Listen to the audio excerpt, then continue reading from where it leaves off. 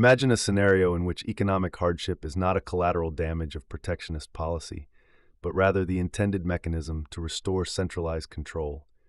This narrative reframes the traditional understanding of trade wars, not as economic defensive measures or nationalist posturing, but as deliberate acts of internal social engineering under the guise of external confrontation. Let's explore this concept more deeply. Contextual framework. The emergence of unmanageable middle classes. In both countries, currency arbitrage enables rapid wealth accumulation for a newly empowered middle class. In the consumer country, citizens act as intermediaries, importing cheap goods from the producer country and charging fees, marking up prices well below domestic production costs. In the producer country, the low cost of production, relative to exchange rates, and global demand leads to rapid industrial expansion and middle-class enrichment. This economic structure undermines governmental control in several key ways. Diminished dependence on state structures. As wealth increases, the middle class gains autonomy. They can fund private services, security, education, healthcare, and challenge the necessity of central authority. Political assertiveness. Increased wealth often leads to heightened political awareness and participation. Demands for reform, representation, and transparency increase, particularly when the state apparatus wasn't built to accommodate an economically autonomous class. Cultural pluralization. Newly wealthy demographics may gravitate toward cosmopolitan values, increasing tension between traditional power structures and emerging social ideologies.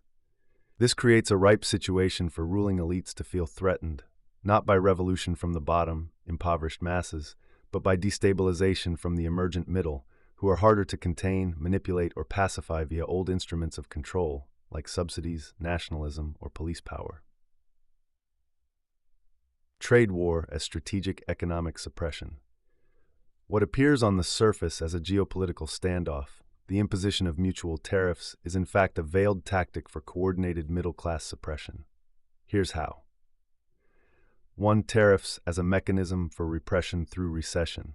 Trade wars are well known to cause increased cost of goods, collapse in global demand, disruption of supply chains, loss of jobs, especially in trade-dependent industries, currency devaluation and stock market declines.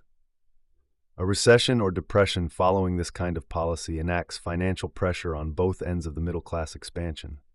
Importers in consumer countries lose margins or face uncompetitive pricing due to tariffs forcing business closures and bankruptcies. Producers in manufacturing, export-driven nations face demand shocks as orders dry up, leading to factory closures and unemployment. This is a surgical, non-violent mechanism of wealth extraction. Rather than overt expropriation, which invites protest, systemic devaluation of assets and restriction of opportunity reduces the financial and social mobility of the middle class passively. Scapegoating as narrative control, the economic false flag.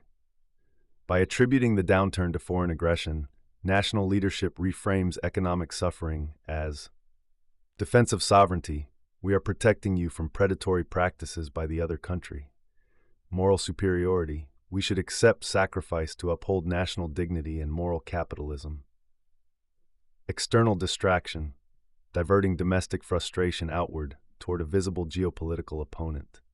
This narrative manipulation neutralizes potential discontent.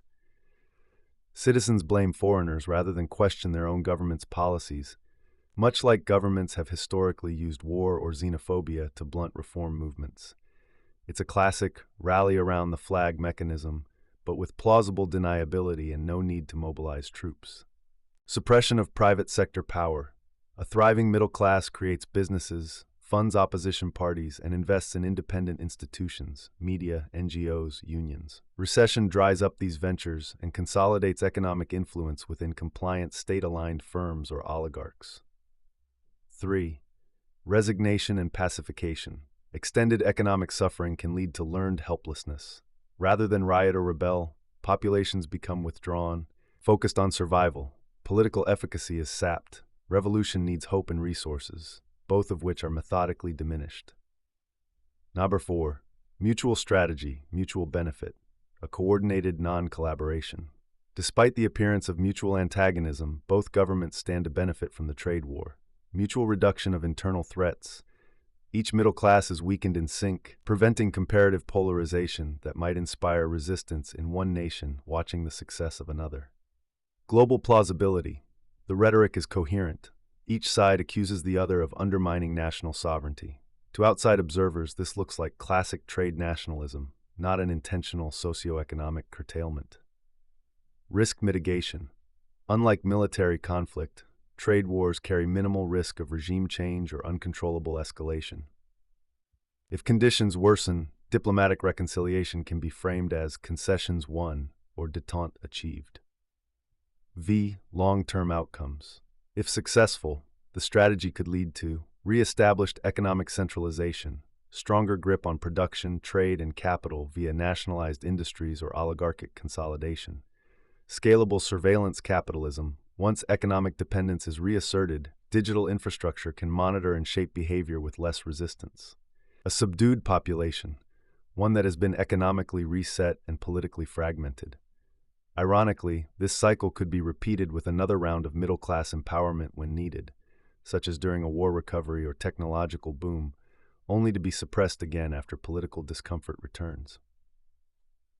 Conclusion. Viewed through this lens, the trade war is not a failure of globalization, but a calculated interruption of its effects. The goal is not economic superiority, but political survivability.